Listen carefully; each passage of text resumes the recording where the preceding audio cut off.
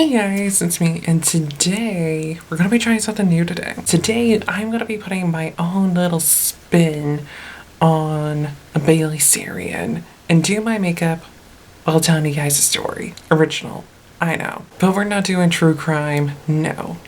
We're gonna be doing spooky stories. And for 4 episodes, 4 weeks in a row, during the month of October in celebration of spooky season, I'm gonna be doing this and testing this theory out. If this winds up being like a good thing, then I'll keep doing them. I probably won't do them weekly. I can't guarantee that, but I will do them as often as I see fit to do them. Today I'm actually going to be reading you guys one of my favorite creepypastas, and the first ever creepypasta that I ever came across, and that is the Russian sleep experiment. This particular series I will be reading you guys different spooky stories that I have found across the internet and whatnot. Some of them are going to be creepypastas, and some of them might even be stories that I come across on the No Sleep subreddit, which I definitely want to try finding some good stories from that subreddit to read for you guys while you watch me put makeup on and everything, because the storytelling is going to be done through a voiceover. I'm not going to be like telling you guys the story as I'm doing my makeup actively. That's what I tried doing just now, and it failed miserably. If you guys are new here to my channel, don't forget to hit subscribe, and also while you're down there, definitely give this video a thumbs up because that'll help me out a lot. All my links are down in the description box below, which are the links to my Twitter, Instagram, and my music channels, and definitely check me out on those different places. And yeah, let's go ahead and dip on into the little precursor for this video. Like I mentioned in the beginning of this video, the Russian sleep experiment is probably the first ever creepypasta that I came across. I'm pretty sure it is the first ever creepypasta I ever came across.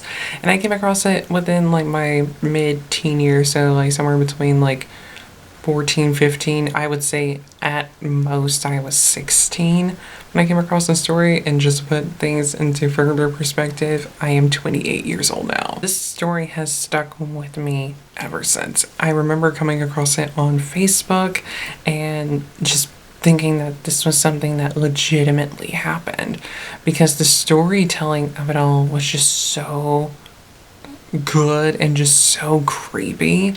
And the image for it, I knew the image for it was absolutely faked. I know that much. I remember like talking about it with my friends back in high school, and it was just like a cultural phenomenon with us. Like everybody started finding this story amongst like my friend group, and even just like random kids that I went to school with were finding it too around the same time. And we were all just like, what is this? This is so weird. And then it wouldn't be for like a few years after the fact that we all learned like, hey, it's a creepypasta and it's not a real thing. And if you're unfamiliar with what creepypastas are, which I'm sure all of you know what they are, but you never know, there might be somebody coming across this story for the first time, or who knows, it might be somebody coming across a creepypasta for the first time ever, and you might not know what it is. The chances are very slim for both of those things, but just in case if you're not, a creepypasta is basically like an urban legend that lives online. So these are just random stories that you come across and find online. Some of them have come from places like 4chan and Reddit, and some of them have come from just random weird forums and everything. That's how I learned about another one of my favorite creepypastas, which is A Woman Holding Orange. That particular story you can tell is faked right from the jump and everything, but the storytelling for it is really good, which is why I really like that story. I might even include it in this series. Who knows? I might not. I'll figure it out eventually. Without further ado, I'm gonna go ahead and get started on putting my makeup on. And if you're curious about what all products it is that I'm using for this look, I'll have all the information down in the description box below. And yeah, I'm gonna go ahead and start making myself look pretty, and you guys are gonna listen to me tell this creepy little story. Russian researchers in the late 1940s kept 5 people awake for 15 days using an experimental gas-based stimulant. They were kept in a sealed environment to carefully monitor their oxygen intake so the gas didn't kill them, since it was toxic in high concentrations. This was before closed-circuit cameras, so they had only microphones and a 5-inch thick glass porthole-sized windows into the chamber to monitor them. The chamber was stocked with books, cots to sleep on but no bedding, running water and toilet, and enough dried food to last all 5 for over a month. The test subjects were political prisoners deemed enemies of the state during World War II. Everything was fine for the first 5 days. The subjects hardly complained, having been promised falsely that they would be freed if they submitted to the test and did not sleep for 30 days. Their conversations and activities were monitored, and it was noted that they continued to talk about increasingly traumatic incidents in their past, and the general tone of their conversations took on a darker aspect after the 4-day mark. After 5 days, they started to complain about the circumstances and events that led them to where they were and started to demonstrate severe paranoia. They stopped talking to each other and began alternately whispering to the microphones and one-way mirror potholes. Oddly, they all seemed to think they could win the trust of the experimenters by turning over their comrades, their other subjects in captivity with them. At first, the researchers suspected this was an effect of the gas itself. After 9 days, the first of them started screaming. He ran the length of the chamber repeatedly, yelling at the top of his lungs for 3 hours straight. He continued attempting to scream, but was only able to produce occasional squeaks. The researchers postulated that he had physically torn his vocal cords. The most surprising thing about this behavior is how the other captives reacted to it. Or rather, didn't react to it. They continued whispering to the microphones until the second other captives started to scream. 2 non-screaming captives took the books apart, smeared page after page with their own feces, and pasted them calmly over the glass portholes. The screaming promptly stopped. So did the whispering to the microphones. After 3 more days, the researchers checked the microphones hourly to make sure they were working, since they thought it impossible that no sound could be coming with 5 people inside. The oxygen consumption in the chamber indicated that all 5 must still be alive.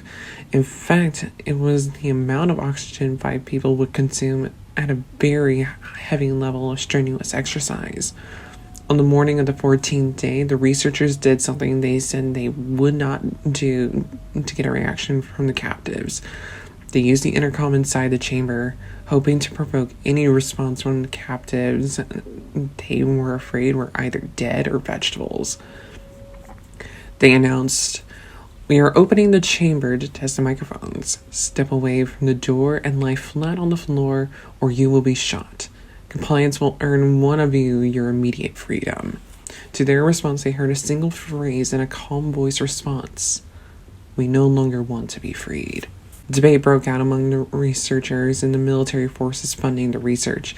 Unable to provoke any more response using the intercom, it was finally decided to open the chamber at midnight on the 15th day.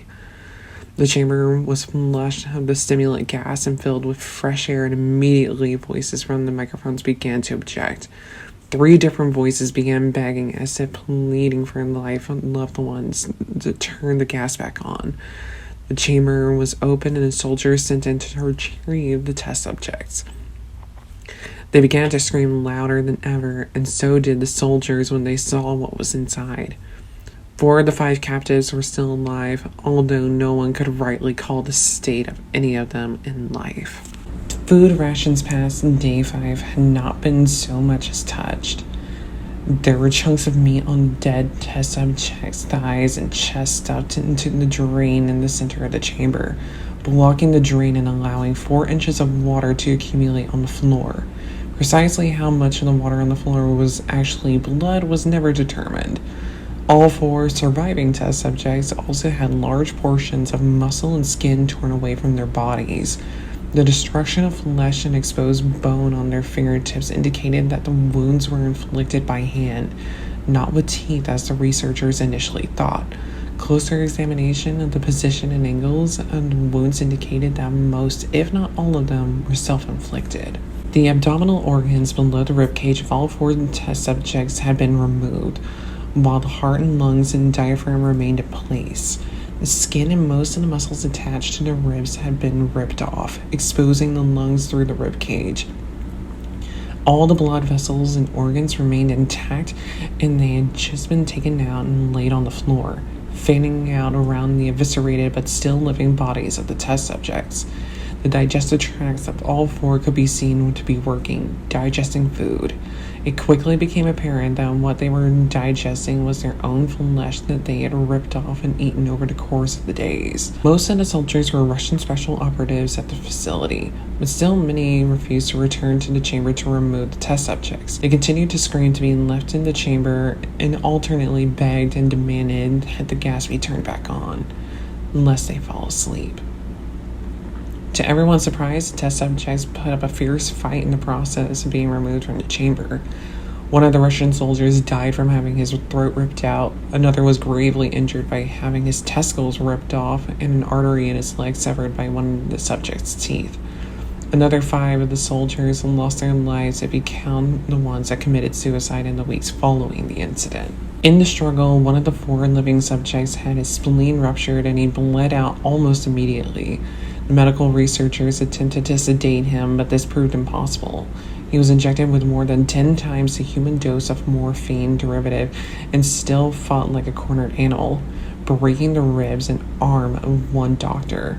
When the heart was seen to beat for a full 2 minutes after he had bled out to the point there was more air in his vascular system than blood. Even after it stopped, he continued to scream and flail for another 3 minutes, struggling to attack anyone in reach and just repeating the word more over and over, weaker and weaker, until he finally fell silent. The surviving 3 test subjects were heavily restrained and moved to a medical facility, the 2 with intact vocal cords continuously begging for the gas and demanding to be kept awake. The most injured of the 3 was taken to the only surgical operating room that the facility had. In the process of preparing the subject to have his organs placed back within his body, it was found that he was effectively immune to the sedative they had given him to prepare him for surgery. He fought furiously against his restraints when the anesthetic gas was brought out to put him under. He managed to tear most of the way through a 4-inch wide leather strap on one wrist, even through the weight of a 200-pound soldier holding that wrist as well. It took only a little more anesthetic than normal to put him under, and the instant the eyelids fluttered and closed, his heart stopped. In the autopsy of the test subject that died on the operating table, it was found that his blood had tripled the normal level of oxygen. His muscles that were still attached to his skeleton were badly torn, and he had broken 9 bones in the struggle to not be subdued. Most of them were from the force of his own muscles had exerted on them. The second survivor had been the first of the group of the 5 to start screaming. His vocal cords destroyed, he was unable to beg or object to surgery, and he only reacted by shaking his head violently in disapproval when the anesthetic gas was brought near him. He shook his head yes when someone suggested reluctantly they try the surgery without anesthetic, and did not react for the entire 6-hour procedure of replacing his abdominal organs and attempting to cover them with what remained of his skin. The surgeon presiding stated repeatedly that it should be medically possible for the patient to still be alive. One terrified nurse assisting the surgery stated that she had seen patient's mouth curl into a smile several times whenever his eyes met hers. When the surgery ended, the subject looked at the surgeon and began to wheeze loudly, attempting to talk while struggling. Assuming this must be something of drastic importance, the surgeon had a pen and pad fetched so the patient could write his message. It was simple. Keep cutting. The other 2 test subjects were given the same surgery, both without anesthetic as well, although they had to be injected with the paralytic for the duration of the operation. The surgeon found it impossible to perform the operation while the patients left continuously. Once paralyzed, the subjects could only follow the attending researchers with their eyes. The paralytic cleared their system in an abnormally short period of time, and they were soon trying to escape their bonds. The moment they could speak, they were again asking for the stimulant gas. The researchers tried asking why they had injured themselves, why they had ripped out their own guts, and why they wanted to be given the gas again. Only one response was given: I must remain awake. All 3 subjects' restraints were reinforced and they were placed back into the chamber awaiting determination as to what should be done with them. The researchers facing the wrath of the military benefactors for having failed the stated goals of their project considered euthanizing the surviving subjects. The commanding officer, an ex-KGB, instead saw potential and wanted to see what would happen if they were to be put back on the gas. The researchers strongly objected, but were overruled. In preparation for being sealed in the chamber again, the subjects were connected to an EEG monitor and had their restraints padded for a long-term confinement. To everyone's surprise, all three stopped struggling the moment it was let slip that they were going to be back on the gas. It was obvious at this point that all three were putting up a great struggle to stay awake. One of the subjects that could speak was humming loudly and continuously. The mute subject was straining his legs against the leather bonds with all of his might. First left, then right, then left again for something to focus on. The remaining subject was holding his head off a pillow and blinking rapidly. Having been the first to be wired for EEG, most of the researchers were monitoring his brainwaves in surprise. They were normal most of the time, but sometimes flatlined inexplicably. It looked as if he were repeatedly suffering brain death before being returned to normal. As they focused on the paper scrolling out of the brainwave monitor, only one nurse saw his eyes shut at the same time the moment his head hit the pillow. His brainwaves immediately changed to that of deep sleep, then flatlined for the last time as his heart simultaneously stopped.